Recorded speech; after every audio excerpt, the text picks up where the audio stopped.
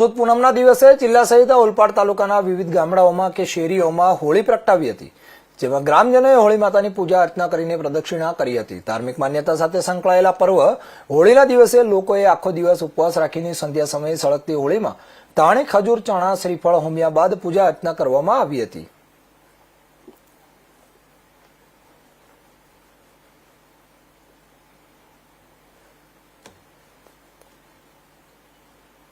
તો કાલોલ શહેર અને તાલુકાના ગામે ગામે હોળીનો તહેવાર ઉજવાયો। ફાગણ સુદ પૂનમનું ચંદ્રગ્રહણ હોવાથી હોળીની આસ્થાના કેન્દ્ર ગણાતા પાવાગઢ શક્તિપીઠ ખાતે ફાગણ સુદ 14ની હોળી દહન કરવાનું સુનિશ્ચિત થતા કાલોલ શહેર અને તાલુકામાં સોમવારે હોળી પર્વ મનાવ્યો હતો।